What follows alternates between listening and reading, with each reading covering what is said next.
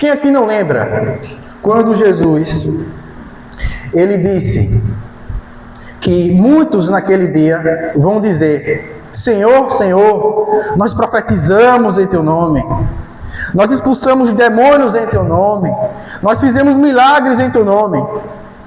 E Jesus vai responder: eu nunca vos conheci, apartai-vos de mim. Em outras palavras, dar profecias, fazer milagres, expulsar demônios, não são evidências de crescimento espiritual. E é sobre esse tema que nós vamos conversar nesta ministração. Vamos abrir as nossas Bíblias em 2 Pedro 3,18.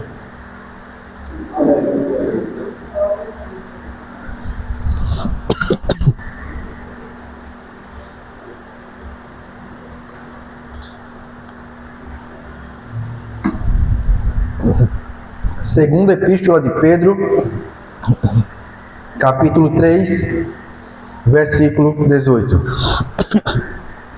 Está escrito: antes, crescei na graça e no conhecimento do nosso Senhor e Salvador Jesus Cristo. A Ele seja a glória, tanto agora como no dia eterno. Então, esse versículo está falando sobre crescimento espiritual. Crescer na graça e no conhecimento é a mesma coisa de crescer espiritualmente. Olha que coisa impressionante e maravilhosa nós aprendemos neste versículo. Nós podemos crescer na graça. Não é maravilhoso saber disso? Você pode crescer na graça. É o que está escrito aqui nesse versículo: crescer na graça. Então, todo dia é uma oportunidade de você crescer na graça. Cada dia para o cristão é uma oportunidade de ele crescer, expandir a graça que recebeu. E olha que maravilhoso isso, porque cada cristão é salvo pela graça, como a Bíblia nos diz, mas a graça recebida na salvação é apenas o começo, porque o cristão ele pode crescer na graça, como está escrito aqui nesse versículo. Então a graça recebida na salvação, ela é o ponto de partida, e o cristão, ele continua crescendo e avançando na graça todos os dias. Deus quer que você cresça, Deus quer que você avance, Deus quer que você progrida. É por isso que Pedro forneceu essa revelação nesse versículo: crescei na graça. Então Deus quer que você cresça, Deus quer que você avance. Nós somos salvos pela graça, nós somos fortalecidos pela graça, e como se isso não fosse suficiente, você ainda pode crescer pela graça. Amém? E observe que o que está em movimento é a graça. O que cresce é a graça. Porque o Evangelho é a graça em movimento. O Evangelho, por exemplo, ele não é a emoção em movimento. O Evangelho não é sentimento em movimento, mas o Evangelho é o poder do Espírito Santo em movimento. Você percebe? O que está em movimento é a graça. A graça, ela deve crescer, ela deve se expandir, ela deve avançar na sua vida. Então, em outras palavras, o Evangelho ele é o poder de Deus em movimento, transformando cada área da nossa vida. O Evangelho é a graça de Deus alcançando cada aspecto da nossa existência, porque, como está escrito aqui nesse versículo, a graça ela cresce, ela avança. A teologia ela atinge o campo prático da nossa vida. Ela deve entrar num aspecto prático do nosso ser e deve crescer dentro de nós. Amém? Então o Evangelho não é emoção em movimento, ele é graça em movimento. É a graça que cresce. E eu estava pensando sobre esse tema, crescimento espiritual, e a primeira coisa que me veio à memória é a plantação de uma árvore frutífera qualquer, como por exemplo um pé de manga, um pé de acerola, um pé de caju. Jesus citou várias parábolas acerca de figueira, por exemplo. Mas eu estava pensando, refletindo sobre isso. Para que alguém vai plantar um pé de manga? Se alguém for pegar uma semente e plantar o pé de manga, para que alguém faria isso? Para que alguém faria um pé de manga crescer? Mas é claro que para colher os frutos, não é verdade? Então você entende que um pé de manga, sem manga, ele não tem valor, é insignificante, não faz sentido, ele não cumpre o seu papel, ele não cumpre a sua identidade, porque é óbvio que vai plantar a manga, ele quer colher o fruto, ele vai esperar o pé de manga crescer para que ele frutifique. Quem vai plantar banana, vai querer colher o fruto da bananeira. Então você entende que o objetivo de nós crescermos espiritualmente é a frutificação? Por que Deus quer que você cresça espiritualmente? Por que Deus quer que você cresça na graça, como está escrito aqui nesse versículo? Para que você frutifique, para que você gere frutos. Da mesma forma que alguém planta manga para colher o fruto da manga, Deus quer que você cresça espiritualmente, para que você comece a gerar os mesmos frutos que Cristo gerou. Então você entende qual é o objetivo do crescimento? É a frutificação, é a geração de frutos. Deus quer que você avance, cresça, atinja a maturidade, para que você comece a gerar frutos. Quanto mais crescido espiritualmente você for, mais frutos você vai gerar. Amém? Se você parar para pensar, por exemplo, o pé de trigo, sem o trigo ele é apenas palha. Ele não tem valor. O pé de manga sem a manga também não faz sentido, porque não estaria cumprindo a sua identidade. Você entende isso?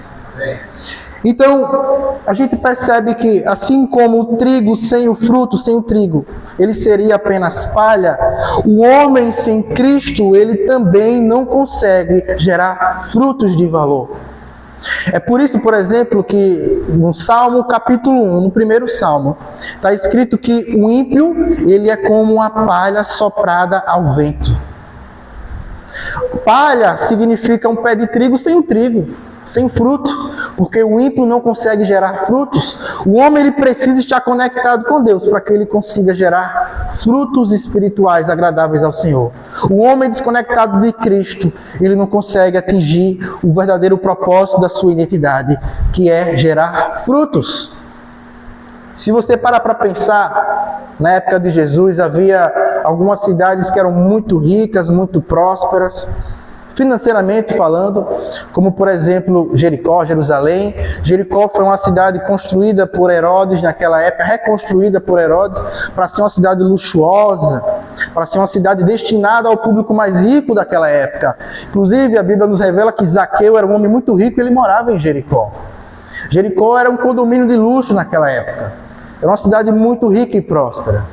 Mas hoje, se alguém for visitar a mesma Jericó daquela época de Jesus, vai encontrar apenas pó, apenas restos do que foi aquela cidade na época de Jesus, porque a cidade foi destruída. Então você entende que aquela cidade próspera e rica, ela apenas teve um momento de prosperidade, mas com o passar do tempo virou pó. Porque todo aquele que está desconectado de Deus, desconectado de Cristo, ele pode ter os seus momentos de prosperidade, mas ele vai virar pó com o passar do tempo. Quem aqui não lembra dos grandes impérios? Império Babilônico, Império Medo-Persa, Império Romano? Cadê esses impérios hoje em dia? Todos eles foram destruídos. Não sobrou nada. Tiveram seu momento glorioso, seu momento de poder e de prosperidade. Eles eram os homens mais poderosos da terra. Mas hoje, simplesmente, toda a glória desses impérios sumiu. Porque todo aquele que está desconectado de Deus, desconectado de Cristo, como está escrito no Salmo número 1, é apenas uma palha soprada ao vento. Então, o homem ele só consegue produzir frutos espirituais, cumprir o seu verdadeiro propósito, se ele estiver conectado com Deus. O objetivo do conhecimento, do crescimento, é a frutificação. Uma árvore cresce, uma árvore frutífera cresce para gerar frutos. De modo semelhante, Deus quer que nós cresçamos espiritualmente para que nós possamos gerar frutos. E nós só conseguimos gerar frutos se estivermos conectados com Cristo.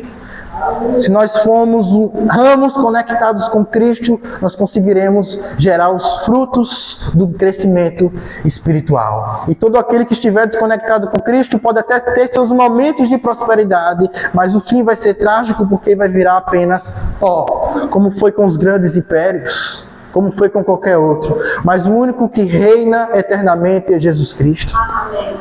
Amém? A frutificação, ela é necessariamente um processo lento interno, demorado, o crescimento espiritual, ele é lento. E talvez seja penoso ouvir isto, porque nós vivemos a geração mais ansiosa da história. Uma geração que quer resultados rápidos, que quer ganhar dinheiro rápido, que quer prosperar rápido, que abre um site da internet e se demorar 30 segundos, já fica estressado, aqui demora. E a geração mais ansiosa da história da humanidade é essa. A geração que mais tem ansiedade como um problema crônico. A ansiedade em si, em proporções normais, não é um problema. É benéfica. O problema é a ansiedade excessiva. Porque ela se torna um problema crônico. E essa geração é ansiosa, busca resultados rápidos, só que o crescimento espiritual, ele é lento, ele é demorado, ele acontece com calma e constância até atingir a maturidade. Você já viu um carvalho crescendo? Existe uma espécie de carvalho que ela leva 100 anos para atingir a sua maturidade. 100 anos para crescer e atingir a sua altura máxima, que chega a 20 a 30 metros de altura. É muito alto. Eu me lembro uma vez que eu fui no Beach Park, e eu fui no brinquedo chamado Insano, que tem 40 metros de altura, um escorregador gigante, que tem 40 metros. E eu subi toda aquela escadaria e demora bastante para chegar até o topo. Quando eu cheguei no topo e olhei em volta, eu entendi o que significava 40 metros de altura. Eu me vi mais alto do que os prédios ao meu redor. E quando eu olhei para baixo naquele escorregador, eu senti medo. Geralmente eu não tenho medo desses brinquedos de parque aquático, nem de parque nenhum, mas quando eu olhei para baixo, eu vi o que era 40 metros, eu falei, eita rapaz, é muito alto. Eu senti medo, mas eu fui com medo mesmo assim, já que era muito mais difícil descer pela escadaria, então eu desci pelo escorregador, que era bem mais rápido. Mas olha só, o carvalho, ele cresce a 30 metros de altura, o que equivale a um prédio de 10 andares, é muito alto. Mas só que não é de um dia para o outro que o carvalho atinge 30 metros de altura, ele leva 100 anos. Você percebe que o carvalho demora para crescer? Mas o resultado dessa demora é criar uma casca grossa, bem resistente a tempestades violentas. A tempestade ela consegue arrancar qualquer outra árvore, mas o carvalho ela tem dificuldade. Porque o carvalho ele cria uma casca grossa, ele cria raízes profundas, porque ele tem um crescimento lento, um crescimento calmo, mas ao mesmo tempo ele se torna tão forte que a tempestade tem dificuldade de arrancá-lo. De forma semelhante, o crescimento espiritual, ele também é lento, é contínuo, é demorado, não é do dia para o outro que se cresce um carvalho de 30 metros, mas é um crescimento lento, constante, com calma. Então, a gente parando para refletir, por exemplo, sobre Jesus Cristo, nós percebemos que não foi do dia para a noite que ele iniciou o seu ministério. O próprio Senhor Jesus, assim como o carvalho passa por etapas e processos, Jesus também passou por etapas e processos, até atingir a sua maturidade aos 30 anos e iniciar o seu ministério.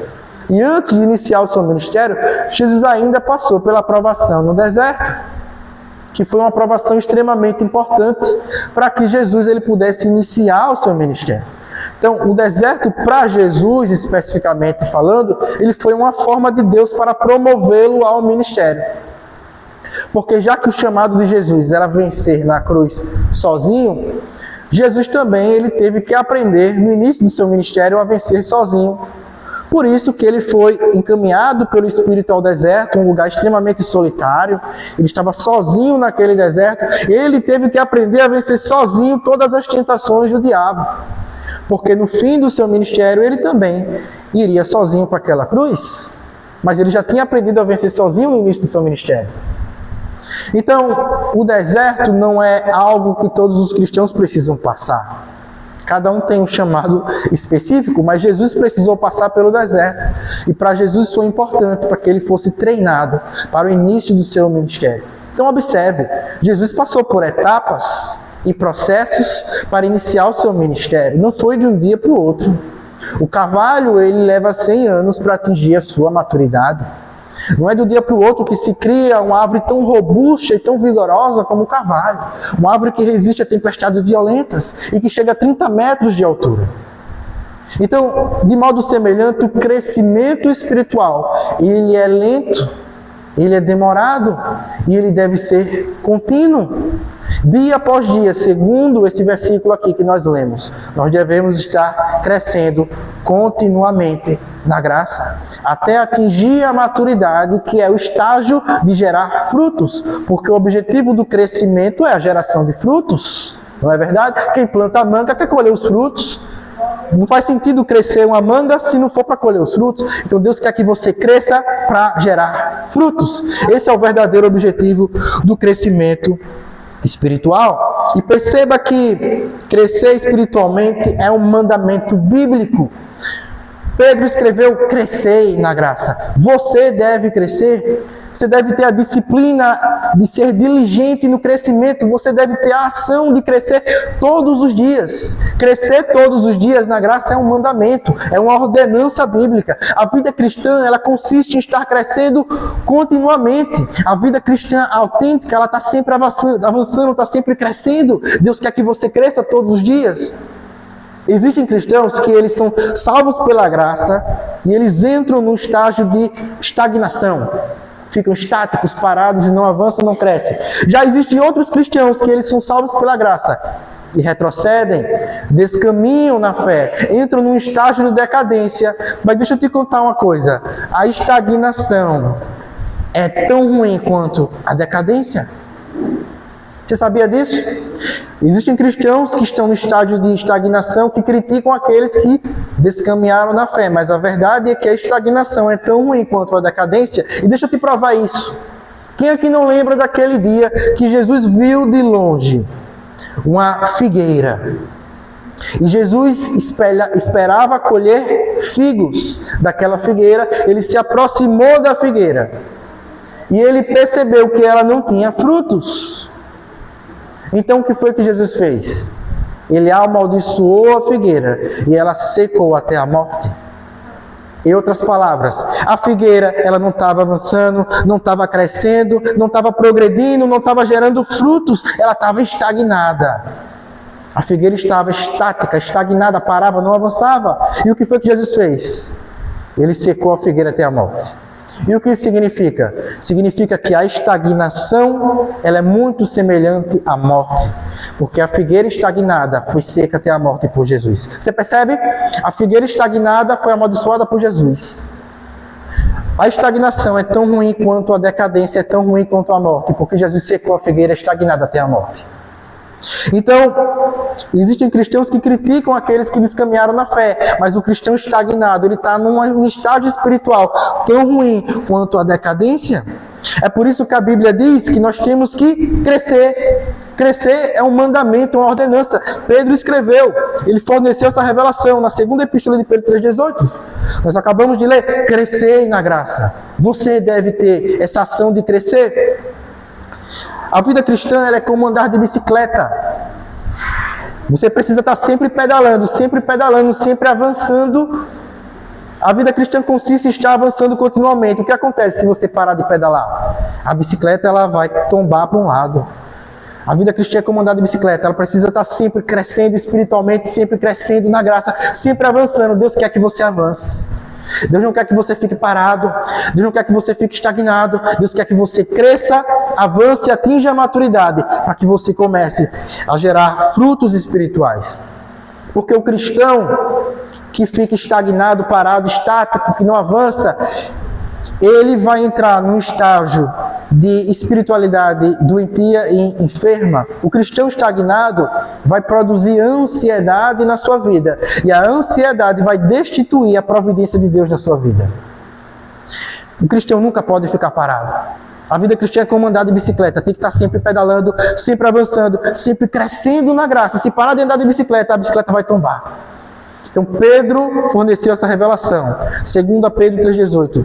Crescei na graça. Esteja sempre crescendo na graça. Sempre pedalando a bicicleta. Todos os dias é uma oportunidade de crescer na graça. A graça que você recebeu na salvação não é suficiente, é apenas o começo. Você pode crescer mais e mais e mais na graça. Você pode sempre crescer na graça, porque Deus é uma fonte inesgotável. Sempre tem mais para receber de Deus. Nunca existe um ponto final. Deus ele quer que você cresça na graça ao ponto da graça. Ela inundar todas as áreas da sua vida. E ao ponto de você transbordar na vida de outras pessoas. Deus quer que você cresça na graça ao ponto de gerar frutos espirituais agradáveis a Deus. Amém? Então aquele que está estagnado está na mesma condição daquela figueira que Jesus secou. A figueira estava estagnada, estava estática, não produzia frutos, não avançava, e Jesus amaldiçoou a figueira, ela secou até a morte.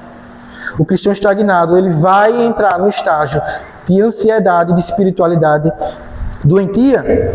Ele vai ficar como um doente fica no leito de um hospital. Assim como um cristão vai à igreja, ele vai à igreja como se a igreja fosse um leito de um hospital, porque ele está com a espiritualidade doentia. Se você parar para pensar, crescer espiritualmente é algo que acontece com recursos que não são nossos. Porque Pedro forneceu a revelação, crescei na graça. Nós crescemos na graça. A graça não é um recurso nosso, é um recurso que vem do céu. Você percebeu que você cresce com recursos que não são seus? O seu crescimento acontece com recursos que vêm direto do céu. A graça é outorgada por Cristo. Você cresce com recursos que Cristo te outorga, que Cristo te fornece. O crescimento, ele é na graça. Nós crescemos numa justiça que não é nossa, mas na justiça de Cristo. Nós bebemos de uma fonte que não é nossa, mas é a fonte inesgotável da graça de Deus. Então nós temos sempre graça para expandir, para crescer, porque Deus é uma fonte inesgotável. Então esse crescimento, ele acontece com recursos que vêm de Deus. Não é com seus recursos que você cresce, mas o crescimento é na graça que vem de Deus. E olha só, uma coisa muito interessante que eu percebo aqui nesse versículo. Pedro, ele forneceu a revelação de que nós temos que crescer na graça e no conhecimento. Veja na sua Bíblia, 2 Pedro 3,18. O crescimento é na graça e no conhecimento. Então Pedro, ele está estabelecendo um equilíbrio entre a graça e o conhecimento, porque não adianta ter graça sem conhecimento, não adianta ter conhecimento sem graça. Quem aqui não lembra da história de Marta e Maria? Duas irmãs moravam na mesma casa, que era a casa de Marta, só que eram duas irmãs que tinham personalidades totalmente antagônicas, eram dois extremos totalmente opostos. Marta era uma mulher mais agitada, mais ativa, dedicada ao serviço doméstico, ao passo que Maria era mais contemplativa, e ela ficou aos pés de Jesus ouvindo a sua ministração. Imagina a cena, o próprio Senhor Jesus entra na sua casa. Maria, ela vai ter comunhão com Jesus, vai receber da sua palavra. Marta, ela vai se dedicar aos afazeres domésticos. São duas personalidades totalmente distintas. Marta não teve um segundo de tempo para ter comunhão com Jesus, porque ela estava ocupada demais nos afazeres domésticos. Maria foi o contrário. Ela não teve um segundo de tempo para se dedicar aos afazeres domésticos, porque ela estava ocupada demais recebendo da ministração de Jesus. E claro, Maria recebeu a boa parte, como Jesus falou, ela escolheu a boa parte porque ela escolheu a comunhão com Cristo. Mas se você parar para pensar, se todo mundo aqui fosse Maria, ninguém ia servir, porque Maria não serve. Maria, ela só fica aos pés de Jesus, tendo comunhão com Ele, mas ela não se dedica ao serviço. Maria não serve. Se todo mundo fosse Maria, ninguém ia servir, não ia ter ninguém para servir. Se todo mundo fosse Marta, ia ser o contrário. Ia ficar só servindo e não ia ter tempo para ter comunhão com Jesus. Então, deve-se haver um equilíbrio entre Marta e Maria, porque são dois extremos perigosos e opostos. Uma não serve nada e a outra fica só servindo. Uma fica só aos pés de Jesus e a outra não tem tempo para Jesus. São dois extremos perigosos. É claro que Maria escolheu a boa parte, ela escolheu a comunhão com Jesus, mas nós temos que evitar os extremos. Deve-se haver um equilíbrio entre o servir e a dedicação às coisas espirituais. E é justamente esse ponto que Pedro levanta aqui nesse versículo. Porque ele diz, o crescimento espiritual deve ser na graça e no conhecimento. O conhecimento sem graça não tem poder. E a graça sem conhecimento é ineficaz. Então deve-se haver um equilíbrio entre esses dois extremos opostos. Entre a graça e o conhecimento. E olha só, que interessante. Esse conhecimento, segundo o versículo, não é um conhecimento qualquer. Mas é um conhecimento bem específico. Veja na sua Bíblia, é o conhecimento que aponta para a pessoa de Cristo. É um conhecimento sobre o Senhor e Salvador Jesus Cristo. Em outras palavras, a vida cristã, ela começa pela graça da salvação que nós recebemos de Cristo. E ela se desenvolve e continua crescendo por meio da comunhão que nós temos com Cristo. É por isso que o conhecimento ele deve estar voltado para Cristo. Quanto mais conhecimento acerca da pessoa de Cristo, quanto mais comunhão tivermos com Cristo, mais nós vamos ficar cada vez mais semelhantes a Ele e mais nós vamos gerar frutos.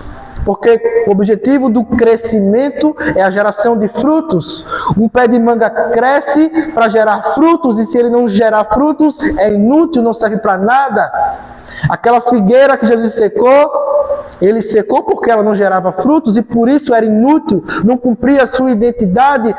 Se a figueira não gera frutos, ela está estagnada, ela está parada, ela não está crescendo, não está avançando, e por isso Jesus a secou até a morte. Aquele que está estagnado, ele está numa condição muito semelhante à morte. E é por isso que Pedro escreveu: cresça espiritualmente. O crescimento ele deve ser todo dia. E deve ser na graça. Ele não é com seus recursos, mas é com recursos que Jesus vai te dar. Porque a graça é um recurso que vem do céu.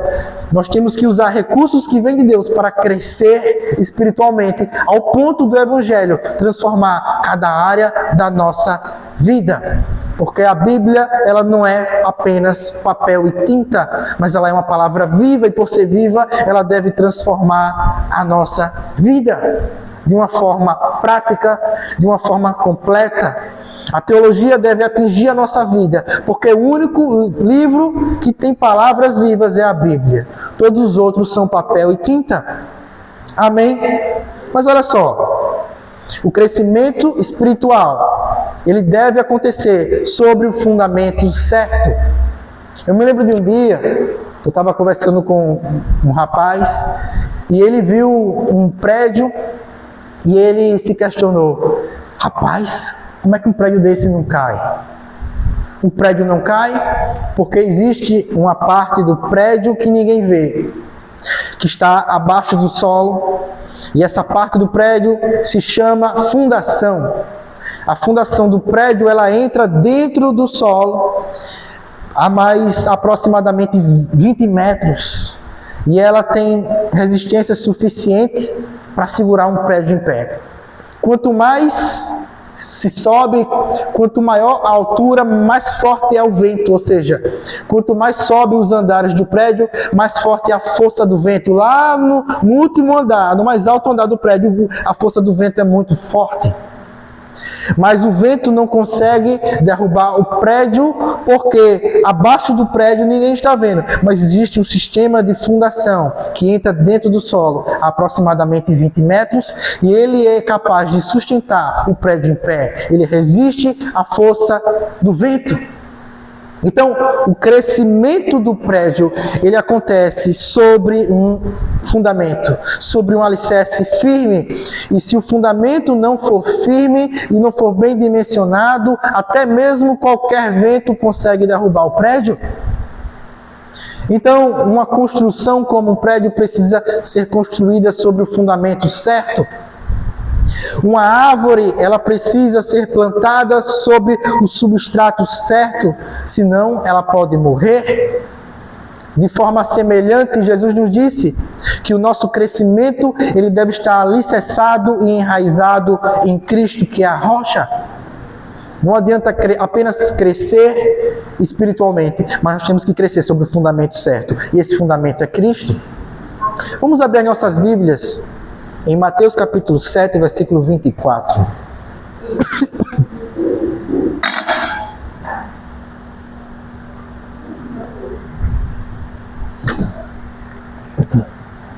Mateus capítulo 7, versículo 24. Está escrito assim: todo aquele, pois, que ouve estas minhas palavras e as pratica, será comparado a um homem prudente que edificou a sua casa sobre a rocha. Então Jesus está falando de construção, né, sobre um construtor que edificou a sua casa sobre a rocha. Mas olha só, eu quero destacar aqui uma coisa muito interessante nesse versículo. Olha o que Jesus está falando aqui. Todo aquele que ouve estas minhas palavras e a pratica. Não adianta apenas ouvir, é preciso ouvir e praticar a palavra de Deus. Eu não sei se você sabe, o crescimento espiritual, ele é para a frutificação. Uma árvore cresce para gerar frutos. Deus quer que você cresça para que você gere frutos. O maior fruto que você pode gerar é a obediência. Não é dar profecias, não é fazer milagres, não é expulsar demônios, mas o maior fruto que você pode gerar é a obediência. Jesus falou sobre isso. Jesus, ele disse que muitos vão dizer: mas Jesus, nós profetizamos em teu nome, nós expulsamos demônios em teu nome, nós fizemos milagres em teu nome. E Jesus vai dizer: eu nunca vos conheci. Aparta-te de mim.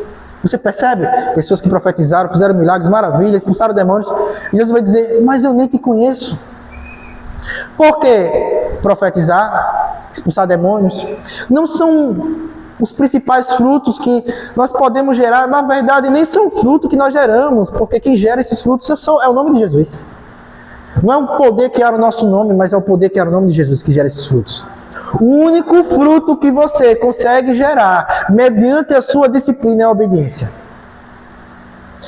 E é por isso que Jesus está dizendo nesse versículo: aquele que ouve e pratica. Sabe, eu lembro de um dia, eu estava fazendo uma pós-graduação.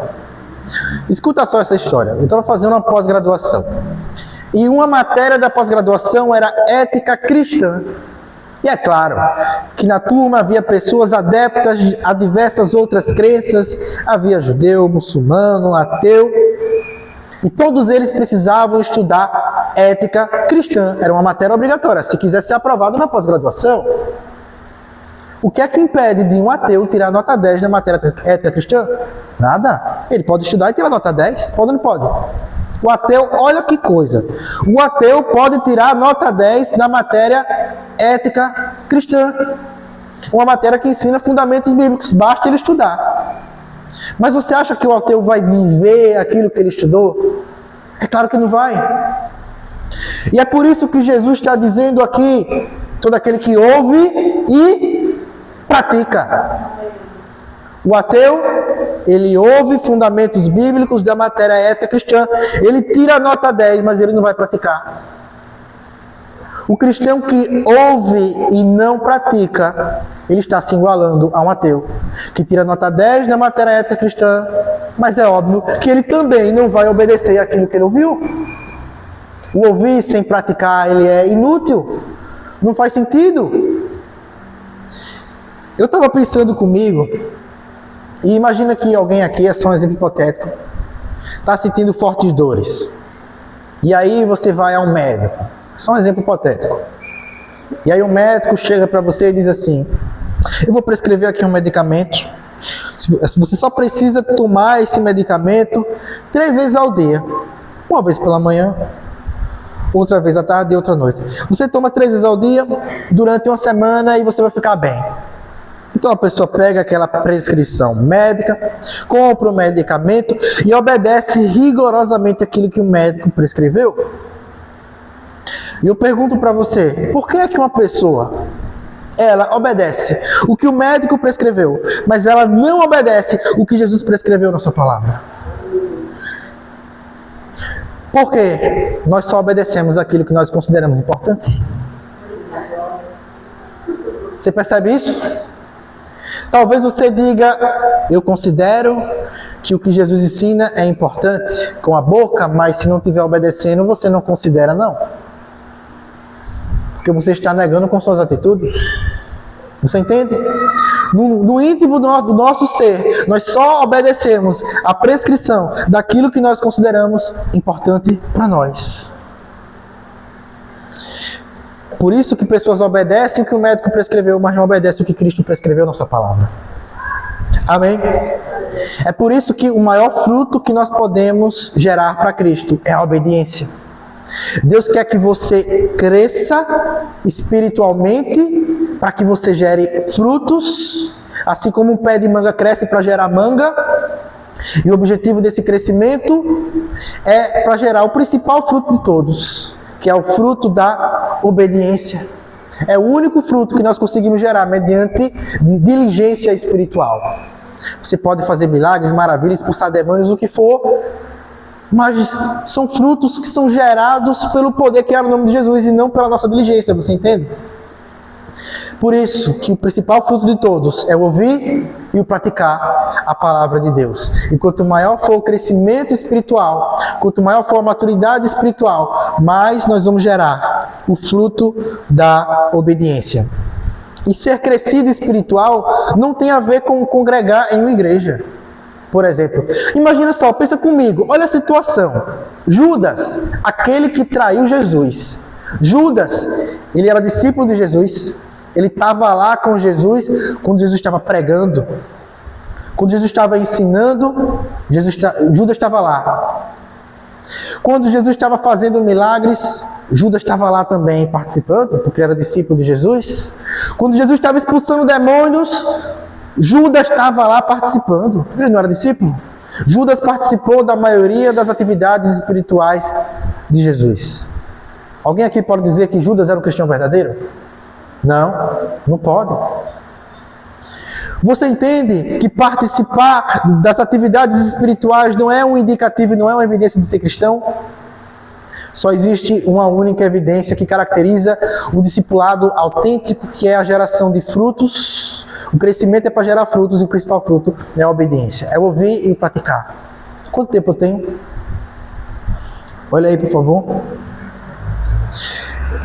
Então, veja que Judas participou de quase todas as atividades espirituais de Jesus, mas ele não era um cristão verdadeiro. Então, o que comprova que nós somos cristãos verdadeiros é a obediência. E olha só como essa parábola de Jesus ela é atual. Mateus 7:24. Todo aquele, pois, que ouve estas minhas palavras e pratica, será comparado a um homem prudente que edificou a sua casa sobre a rocha. Caiu a chuva, transbordaram os rios, sopraram os ventos e deram com ímpeto sobre aquela casa, que não caiu, porque foi edificada sobre a rocha. E todo aquele que ouve estas minhas palavras e não as pratica, será comparado a um homem insensato, que edificou a sua casa sobre a areia. Caiu a chuva, transbordaram os rios, sopraram os ventos e deram com ímpeto contra aquela casa, e ela desabou, sendo grande a sua ruína. Eu gosto muito dessa parábola porque ela é muito atual. Quem aqui não lembra daquela notícia que repercutiu no Brasil todo, que aconteceu, por exemplo, no Rio Grande do Sul, quando uma forte chuva, um aguaceiro, ele expandiu o volume de água do rio e destruiu totalmente casas que foram construídas em áreas rurais e urbanas. É exatamente isso que Jesus está falando. Transbordaram os rios, caiu a chuva e destruiu totalmente a casa que foi edificada sobre a areia. Então, observe que casas que são construídas no leito seco de um rio, ela corre o risco de inundação quando houver uma forte chuva.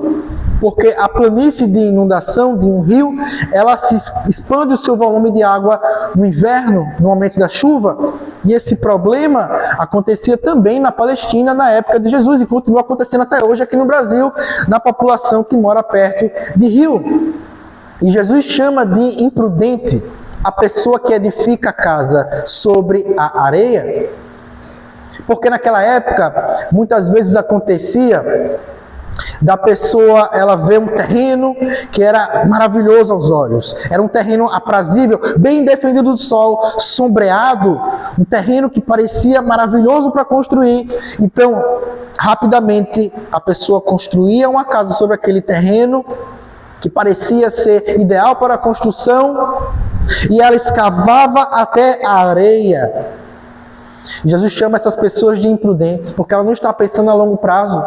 Ela não está pensando que no inverno uma forte chuva vai cair, vai inundar e vai criar uma corrente furiosa que vai derrubar aquela edificação. São pessoas que edificam sua casa até a areia. São pessoas que não pensam a longo prazo, porque elas poderiam escavar mais profundo até chegar à rocha.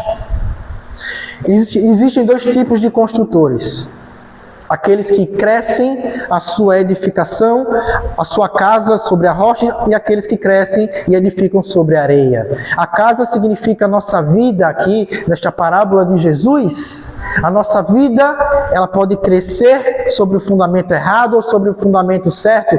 Não existem 3 tipos de construtores, não existem 4 tipos de construtores, existem apenas 2, o sensato e o insensato. Aquele que edifica sobre a areia e aquele que edifica sobre a rocha. Não existe um meio termo.